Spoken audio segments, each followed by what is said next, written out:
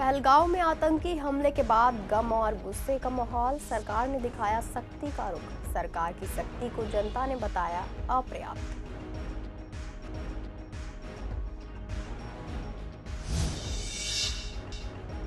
पहलगाम हमले के विरोध में गांधीनगर मार्केट रहेगी बंद। कृष्णानगर, लक्ष्मी नगर, लाल क्वार्टर में निकलेगा कैंडल मार्च। व्यापारियों में गुस्सा, लेकिन मार्केट खुली रहेंगी। पांडवनगर में महिला की चाकू से गोदकर हत्या। पूर्व पति पर लगा हत्या का आरोप। हत्यारे ने पेट्रोल डालकर जलाई लाश। पूर्व पति ने भी नोएडा में कर ली आत्महत्या। मुस्तफाबाद में इमारत धंसने से जागी एमसीडी। अवैध बिल्डिंगों पर कसी जा रही है नकेल। जल्द शुरू होगी तोड़फोड़ की कार्रवाई। सभी क्षेत्रों में सख्त निगरानी के आदेश।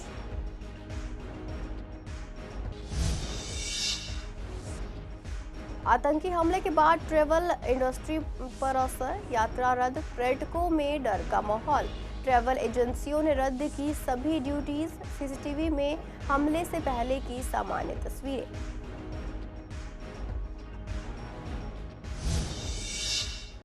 नमस्कार, आप देख रहे हैं सीसीएन डिजिटल। मैं हूं आपके साथ शिवानी तिवारी। स्वागत है आपका हमारे खास कार्यक्रम पूर्वी दिल्ली खास में। बुलेटिन की शुरुआत करते हैं कुछ खास खबरों के साथ।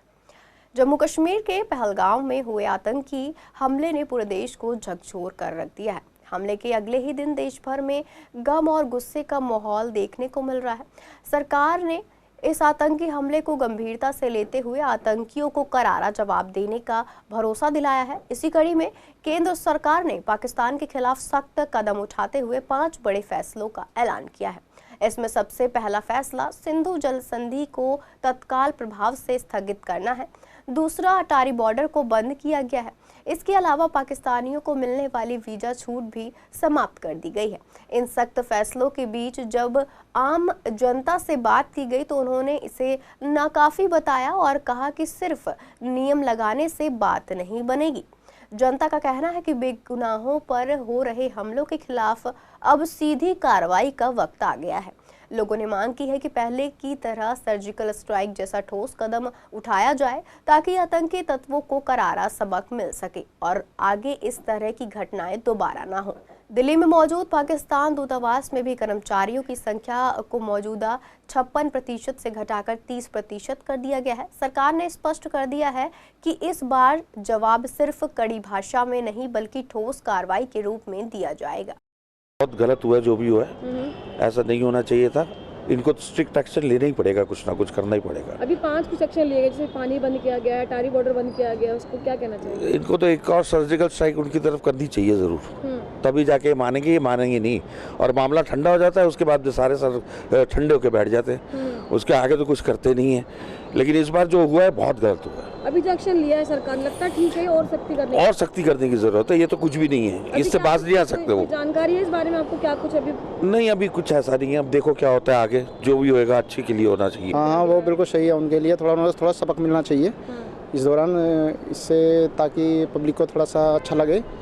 तो ये सही करी है गवर्नमेंट सरकार, मतलब वो वापस जाए। लेकिन देखो, हमारा हिंदुस्तान ऐसा तो करता नहीं है लेकिन दूसरों के साथ। लेकिन बट ये है कि उनका थोड़ा बहुत उनको सबक मिले ताकि उनके लिए थोड़ा बहुत तो कुछ दिखाना चाहिए उनको। सारे हिंदुस्तान की जनता परेशान है कि हमारी सरकार क्या कर रही है। बार बार पाकिस्तान हम पे गोली आके चला देता है और निर्दोषों को मार देता है और हिंदुस्तान अभी तक कुछ नहीं कर पा रहा है।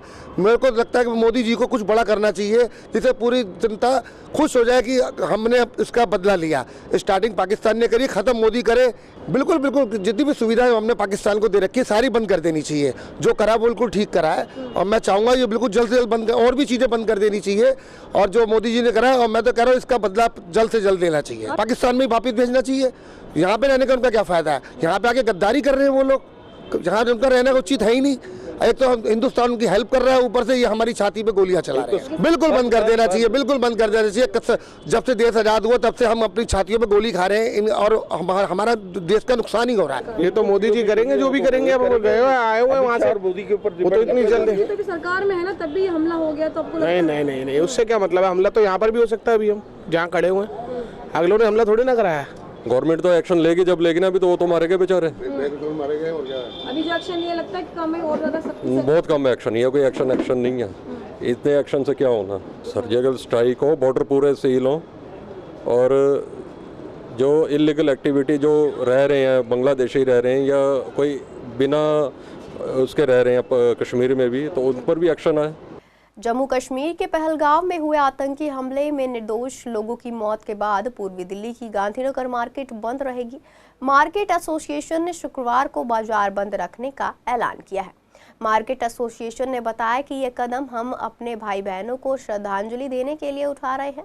व्यापारियों ने मांग की है कि पाकिस्तान के साथ हर तरह के संबंध तुरंत खत्म किए जाएं और दोनों देशों के बीच किसी भी तरह के समझौते पर रोक लगाई जाए, क्योंकि पाकिस्तान लगातार आतंकवाद को समर्थन देता है। दूसरी तरफ कृष्णानगर, लाल क्वार्टर, लक्ष्मी नगर जैसी बड़ी मार्केट खुली रहेंगी। यहाँ के व्यापारियों का कहना है कि वे शाम को कैंडल मार्च निकालेंगे। जम्मू कश्मीर के पहलगाम में हुए आतंकी हमले में 26 से ज़्यादा लोगों की मौत के बाद राजधानी दिल्ली की लक्ष्मी नगर में लोगों ने विरोध प्रदर्शन किया। इस विरोध में लक्ष्मी नगर मार्केट के व्यापारी और स्थानीय लोग शामिल हुए। सभी ने मिलकर कैंडल मार्च निकाला, जो लक्ष्मी नगर मार्केट से शुरू होकर विजय चौक होते हुए लक्ष्मी नगर मेट्रो स्टेशन तक गया। लोगों ने भारत माता की जय, आतंकवाद मुर्दाबाद और पाकिस्तान मुर्दाबाद जैसे नारे लगाए। इस हमले को लेकर लोगों में भारी गुस्सा देखा गया। उन्होंने आतंकियों के खिलाफ कड़ी कार्रवाई की मांग की है। जिस प्रकार से परसों 22 तारीख को आतंकवादी हमला ना कह के अगर हकीकत में ये कहा जाए कि ये जिहादी हमला है, क्योंकि जिहादी हमला इसलिए कहा गया कि एक धर्म पूछ के जो है उनको मारा गया है और धर्म के साथ साथ उनसे कहा गया कि कलमा पढ़िए, से वहाँ उनको गोलियों से भुना गया है। ये देश के लिए ही नहीं, विश्व के लिए एक शर्मसार करने वाली घटना है। और इसका जो पीछे कहना चाहिए एक सूत्रधार हैं, वो पाकिस्तान परस्त जो सभी जो है आतंकवादी जो भी संगठन है उनके द्वारा ये जो है कायराना हरकत की गई है। देखिए, सबसे पहले तो मैं जो पहलगाम अटैक में जो भी हमारे भारत के लोग जो भी शहीद हुए हैं, जिनको गोली मारी गई है, उनके परिवार वालों को मैं श्रद्धांजलि देता हूँ। और ये हमारे देश के लोग मारे गए हैं, उनके विरोध में आज दिल्ली, कल शुक्रवार को दिल्ली बंद रहने का आह्वान किया गया पूरा ट्रेड विंग के लोगों ने, व्यापारी लोगों ने। तो करना भी चाहिए, क्योंकि देश हमारा सबका है। अगर आज हमारे देश के किसी भी नागरिक को कोई भी बाहर का व्यक्ति आकर गोली मार के जा रहा है तो ये हमारे लिए क्षति का काम है। जैसे इजराइल ने हमास का हाल किया है, ऐसे ही हमारे देश के प्रधानमंत्री मोदी जी से निवेदन करना चाहूँगा, आप भी पाकिस्तान का ऐसा हाल करें कि वो ज़िंदगी में किसी के ऊपर अटैक करने की ना सोचे। जो भी हुआ जी बहुत बुरा हुआ, ऐसा होना नहीं चाहिए, हमें बहुत दुख है। देखिए, जो उनके ऊपर हमला हुआ है, और पहले ये चाहता था कि हिंदू मुस्लिम हम करते हैं, हिंदू मुस्लिम हम नहीं करते। जात पूछ के और धर्म पूछ के उनको जो टारगेट किया गया है, और वो भी सारे पुरुषों को। तो हम चाहते हैं कि हमें न्याय मिले, और ये जो आतंकवादी हमला दोबारा से हो रहा है और ये वक्त वोट आने के बाद से हो रहा है, तो ये तो बहुत शर्मनाक वाली बात है ना। ये बहुत ही बुरा हुआ है, और ये बहुत ही बुरा हुआ है। और हम लोग इस कैंडल मार्च के थ्रू अपना जो मैसेज है वो सरकार को देना चाहते हैं कि जल्द से जल्द उनको इंसाफ मिले, घर वालों को, और कार्रवाई हो। पांडवनगर थाना क्षेत्र में एक महिला की हत्या का मामला सामने आया है। आरोप है कि महिला के पूर्व पति ने उसकी हत्या की है। पुलिस ने शव को कब्जे में लेकर पोस्टमार्टम के लिए लाल बहादुर शास्त्री अस्पताल की मोर्चरी में सुरक्षित रखवा दिया है। मृतक महिला की पहचान 27 साल की प्रियंका के रूप में हुई है, जो पटपटगंज गांव में अपने पति के साथ रहती थी। प्रियंका के पति अरुण मसाले का कारोबार करते हैं। पुलिस के मुताबिक बुधवार शाम को पटपटगंज गांव में प्रियंका के घर में आग लगने की सूचना मिली थी। मौके पर पहुंची पांडवनगर थाना पुलिस की टीम ने देखा कि प्रियंका जली हुई हालत में कमरे में पड़ी थी। उसे तुरंत अस्पताल ले जाया गया, जहां डॉक्टरों ने उसे मृत घोषित कर दिया। डॉक्टरों ने बताया कि प्रियंका के शरीर में चाकू से 4 बार वार किए गए थे। पूर्वी दिल्ली के डीसीपी अभिषेक धानिया ने इस मामले पर बताया कि हत्या का मुकदमा दर्ज कर लिया गया है और जांच जारी है। प्रियंका के परिवार के सदस्यों ने बताया कि उन्हें हाल ही में जानकारी मिली थी कि प्रियंका की पहले भी शादी हुई थी। घटनास्थल के आसपास रह रहे पड़ोसियों ने प्रियंका के पूर्व पति को भागते हुए देखा, जिससे ये साफ है कि प्रियंका की हत्या में उसका पूर्व पति शामिल है। ये भी खबर मिली है कि उसके पूर्व पति संदीप ने भी आज नोएडा में आत्महत्या कर ली है। मुझे कॉल दीदी का आया कि लवली जल्दी आ, यहाँ पे कुछ हो गया है, दीदी खत्म हो गई है, शायद आग लगा दी घर में किसी ने। तब मैं दौड़ती हुई आई, बस फिर किसी ने अंदर अभी मुझे जाने नहीं दिया था, बस मैंने कुछ देखा नहीं है अभी। तो क्या लगते थे आप? मेरी जिठानी थी, मुझसे बड़ी, बहुत अच्छी थी सर, बहुत अच्छी, उनको इंसाफ दिला दो। अब मैं जैसे आई तो मैंने कहा एक बार देख तो लो, तो पड़ोसी ने मुझे कुछ नहीं दिया, अंदर मना कर दे कि अंदर मत जाओ, ये पुलिस केस है। तो हम लोग अंदर नहीं गए। मैंने एटलीस्ट देख तो लो वो जिंदा है या कुछ या बेहोश हो गई है, एक उम्मीद होती है, अपना बंदा है, मेरी भाभी लगती थी एटलीस्ट। मैंने कहा देख तो लूँ इसको। मैंने उसको टॉर्च मार के अंदर देखा, अंधेरा था तो देखा वो पूरी मतलब ऐसे उसके कपड़े बिल्कुल जले हुए हैं। तो मैंने कहा अपने भाई को, भाई ये तो जल रही है सारी, मुझे नहीं लगता है जिंदा है। तो वो कहने लगा कि दीदी दोबारा से देखो। मैंने देखा, लेकिन धीरे में पुलिस आई, आधा एक घंटे बाद पुलिस आई थी। उसके बाद देखा कि अंदर जाके देखा तो बिल्कुल क्या बोलूं, गंदी तरीके से उसका चुपकी पड़ी थी। मुस्तफाबाद में हाल ही में 4 मंजिला इमारत गिरने से 11 लोगों की दर्दनाक मौत के बाद एमसीडी प्रशासन हरकत में आ गया है। शाहदरा नॉर्थ जोन में एमसीडी की बिल्डिंग डिपार्टमेंट की ओर से पिछले 5 दिनों में अवैध रूप से बनी 5 से 6 मंजिला इमारतों पर नोटिस लगाए जा रहे हैं। वीरवार को संवाददाता ने शाहदरा नॉर्थ जोन कार्यालय पहुंचकर बिल्डिंग डिपार्टमेंट के उच्च अधिकारियों से बातचीत की। अधिकारियों ने बताया कि मुस्तफाबाद, जाफराबाद, वेलकम से लेकर सीलमपुर तक का इलाका अवैध इमारतों से भरा पड़ा है और अब हम इन पर सख्त कार्रवाई करेंगे। बिल्डिंग डिपार्टमेंट की ओर से जिन इमारतों को चिन्हित किया गया है उन पर नोटिस चिपका दिए गए हैं, जिसमें साफ तौर पे लिखा है कि इमारत को तोड़ा जाएगा। विभाग ने जानकारी दी है कि जिन इमारतों को पहले ही नोटिस मिल चुके हैं उन पर तोड़फोड़ की कार्रवाई जल्द शुरू की जाएगी। इसके साथ ही सभी एमसीडी कर्मचारियों और अधिकारियों को सख्त निर्देश दिए गए हैं कि अपने अपने क्षेत्रों में नई बन रही इमारतों पर खास नजर रखें और विशेष तौर पर उन निर्माण कार्यों को रोकें जो एमसीडी की अनुमति के बिना किए जा रहे हैं। फिलहाल मैं मौजूद हूँ शाहदरा उत्तरी क्षेत्र के एमसीडी कार्यालय में। आप देख सकते हैं कि जो परिस्थिति कुछ दिनों पहले जो मुस्तफाबाद में जो घटना हुई थी कि जो 4 मंजिला इमारत गिर गई थी जिसमें 11 लोगों की मौत हो गई थी, उससे एमसीडी सोकर जाग चुकी है। जी हाँ, आपको बता दें कि एमसीडी ने बड़ा एक्शन लेते हुए पिछले 3 दिनों से काम कर रही है और ऐसी करीबन 70 से 80 बिल्डिंगें आइडेंटिफाई कर चुकी है जिनको नोटिस दे दिया गया है। जी हाँ, उन नोटिस उनको दिया गया है जो इनलीगल तौर पे 4 से 5 या 6 मंजिला बनी हुई है। और आपको साफ तौर पे बता दें कि मुस्तफाबाद से सीलमपुर तक की क्षेत्र को ज़्यादा खंगाला जा रहा है क्योंकि वहाँ पे इनलीगल बिल्डिंग आइडेंटिफाइड की गई है। जो एक अधिकारी ने हमें बताया उसके मुताबिक आने वाले कुछ दिनों पर उन बिल्डिंग पर एक्शन लिया जाएगा। फ़िलहाल उन बिल्डिंगों पर एक्शन लेना शुरू करने वाली हैं आने वाले सोमवार के, जिनको पहले से ही नोटिफिकेशन दिया गया था। उनकी बिल्डिंग तोड़ने का काम जल्दी शुरू होने वाला है। वीडियो जर्नलिस्ट ललित कुमार के साथ विवेक पठान, सीसीएन दिल्ली। जम्मू कश्मीर में हुए आतंकी हमले का असर यमुना पार की ट्रैवल इंडस्ट्री पर साफ दिखाई दे रहा है। स्थानीय ट्रैवल एजेंटों का कहना है कि हमले के बाद इलाके में डर का माहौल है और जम्मू की रूट पर जाने वाली सभी गाड़ियों की ड्यूटीज तुरंत रद्द कर दी गई है। वीरवार को एक ट्रैवल एजेंट ने बताया कि हमले के बाद से मार्केट में सन्नाटा है और पर्यटकों द्वारा की गई लगभग सभी बुकिंग्स रद्द की जा रही हैं। सीसीटीवी कैमरे में हमले से एक दिन पहले की तस्वीर सामने आई है जिसमें पर्यटक खुश नजर आ रहे थे। ट्रैवलर ने बताया कि वह हमले से कुछ ही समय पहले घटनास्थल से गुजरा था और तब तक वहां सब सामान्य था। जैसे ही उसने बॉर्डर पार किया और हमले की सूचना मिली, मौके पर अफरा तफरी मच गई और ट्रैफिक जाम लग गया। ट्रैवल एजेंसी के मुताबिक उनकी गाड़ी भी उस दौरान फंस गई थी और बड़ी मुश्किल से यात्री वापस घर लौटे। अब सुरक्षा कारणों से सभी यात्राएं रद्द कर दी गई हैं। उस रूट की जितनी भी ड्यूटियां हैं सब कैंसिल हो रही हैं, डर के मारो। हमले से डर रहे हैं ना, क्योंकि अभी हमला हुआ है तो इसलिए हमले से डर रहे हैं। अब ये अपना कोई जाके राजी नहीं है, आंकड़ा तो नहीं है लेकिन सभी इस समय वो हैं, घबराए हुए हैं। ऐसा है, 15 तारीख को मैं गया था यहाँ से, मेरे साथ गुजरात के क्लाइंट थे और 15 से 23 तारीख तक का मेरा कश्मीर का टूर था। अभी मैं परसों ही वहाँ से आया हूँ। जिस दिन पहलगांव में ये आतंकी हमला हुआ है उससे एक दिन पहले मैं आया हूँ, क्योंकि उससे एक दिन पहले वहाँ पे बादल फटा था जिस वजह से रोड बंद हो गया, तो मैं वाया रजौरी होते हुए आया था। तो मेरे साथ गुजरात के क्लाइंट थे जो बहुत डरे थे, तो इसलिए मैं उनको लेके आया फटाफट। और वहाँ का जो माहौल था माहौल तो सब टूरिस्ट बहुत अच्छा चल रहा था, सब वहाँ के जो श्रीनगर के लोकल जो हैं वो बहुत हेल्पिंग है।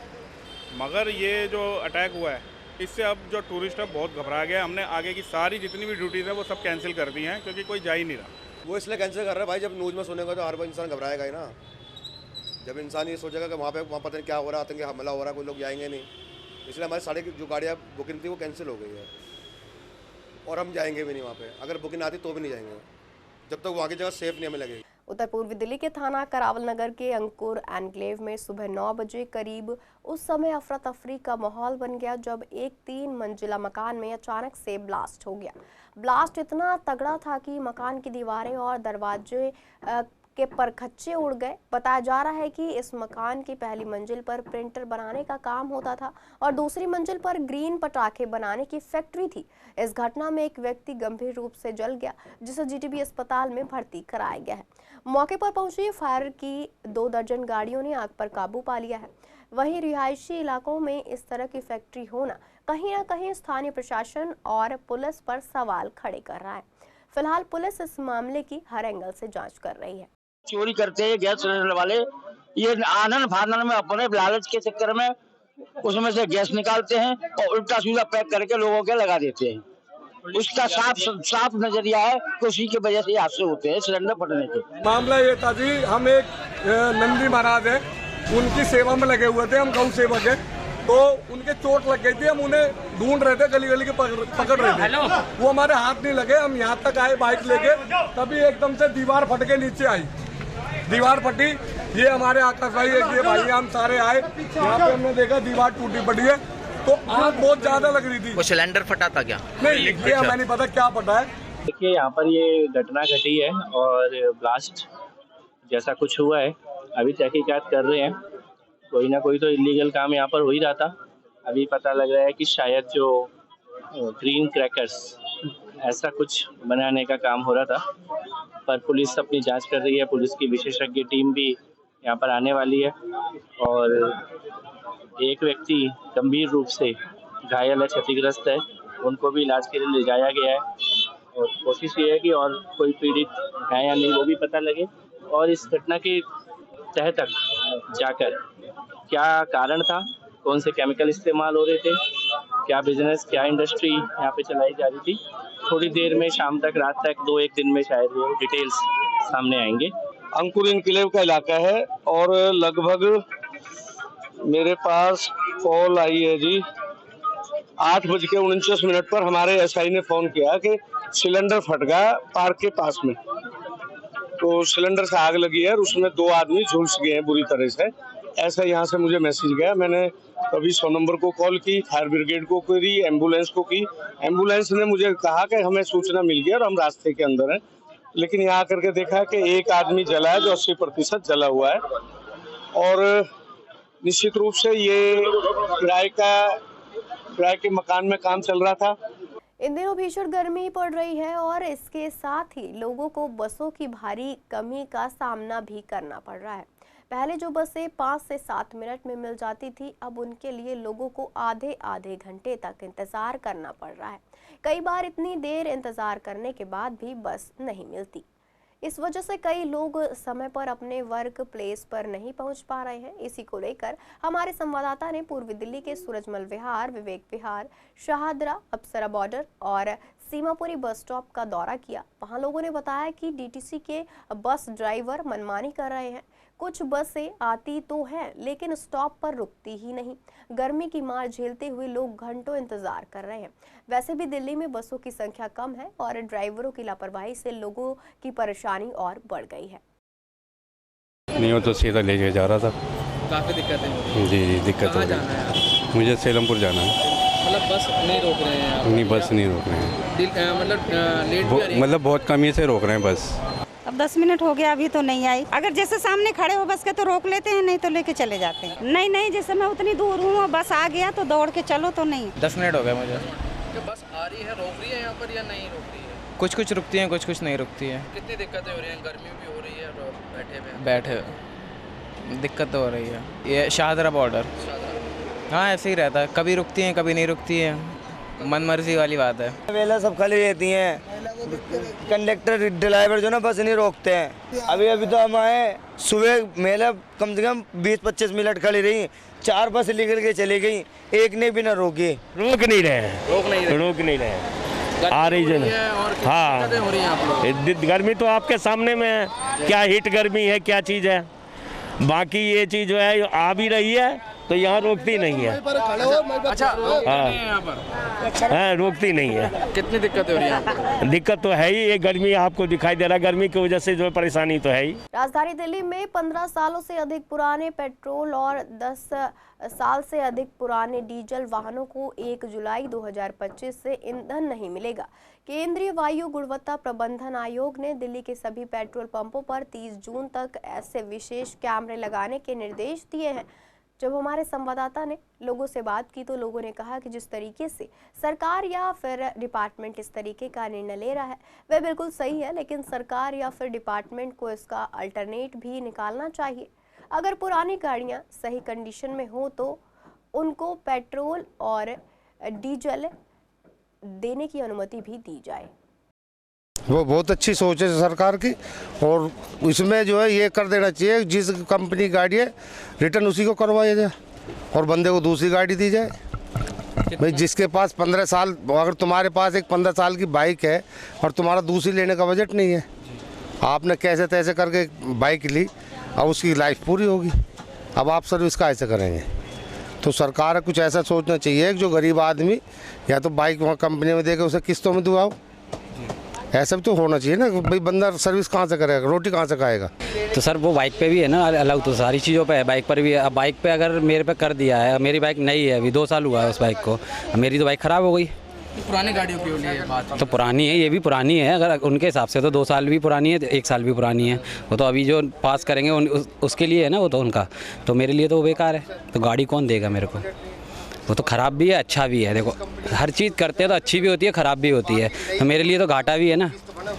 तो घाटा है तो मैं कहाँ से ला कर दूंगा गाड़ी? अब किस तरीके से देख रहे हैं, ये उन्होंने कुछ सोचा होगा इसके लिए। अब मेरे लिए तो ख़राब है, मैं तो ख़राब बोलूँगा इसको, कि मुझे नुकसान है उससे, क्योंकि मुझे तो नई गाड़ी लेनी पड़ेगी। और नई गाड़ी आपको भी पता है ईवी की कितनी महंगी आ रही है। पहली बात तो गाड़ी ले लूँगा, फिर उसकी अगर ख़राब भी हो गई 1 साल में, उसकी बैटरी कितनी महंगी है। जो पेट्रोल और डीजल की गाड़ियाँ हैं, देखो बेनिफिट भी है, क्योंकि एक नई पॉलिसीज़ गवर्नमेंट ने लॉन्च की है कि जो पेट्रोल डीजल की वजह से पॉल्यूशन जितना हाई पीक पर है दिल्ली में, आप जानते ही हो, उसको लेके कि गवर्नमेंट ईवी पॉलिसी लेके आई है कि अगर ये कन्वर्ट होंगी तो पॉल्यूशन कई हद तक कम होगा। ठीक है, और डीजल की गाड़ियाँ तो बहुत सारी कमर्शियल व्हीकल्स हैं, जो कि जिसमें दूध में चलते हैं, सब चीज़ में चलते हैं। और इन कमर्शियल व्हीकल को अगर आप हटा दोगे आने वाले टाइम पे, या जुलाई के बाद पेट्रोल डीजल नहीं मिलेगा, तो वो उनका घर कैसे चलेगा, या फिर जो हमारी डेली बेसिक नीड्स के सामान है वो कैसे मिलेंगे? तो ये भी तो क्वेश्चन होता है ना। चलो हम इसको साइड में रखते हैं, फिर बात करते हैं। चलो अब ये ईवी पॉलिसीज़ लेके आ गए, सबकी बुकिंग होती है, सभी जो भी ईवीज़ गाड़ियाँ हैं जो भी, सबकी बुकिंग हो गई। किसी में 6 महीने का टाइम है, किसी में 1 साल का टाइम है। नशा मुक्त भारत अभियान के तहत दिल्ली पुलिस की क्राइम ब्रांच की एंटी नारकोटिक्स टास्क फोर्स ने एक बड़े ड्रग सिंडिकेट का भंडाफोड़ किया है।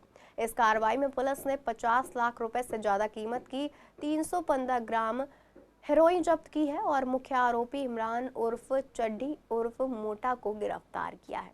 इमरान को दिल्ली के कबीर नगर इलाके से पकड़ा गया है, जहां वह हुंडई वेन्यू कार में मादक पदार्थ ले जा रहा था।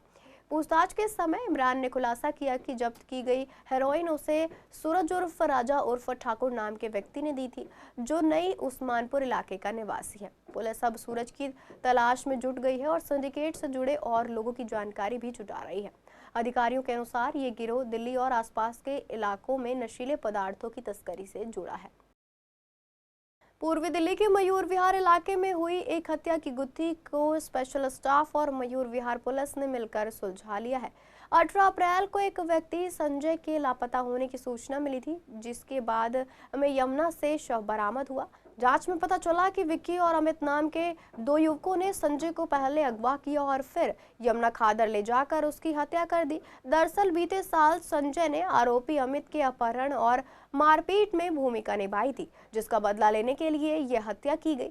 पुलिस टीम ने सीसीटीवी, सीडीआर और तकनीकी निगरानी के आधार पर पहले विक्की को पकड़ा, फिर अमित को यूपी के एटा से गिरफ्तार किया। आरोपियों के पास से हत्या में इस्तेमाल मोटरसाइकिल, पत्थर, कपड़े और मोबाइल फोन बरामद हुआ है, जिससे हत्या की वीडियो रिकॉर्डिंग भी थी। पुलिस ने मामला दर्ज कर आगे की जांच शुरू कर दी है।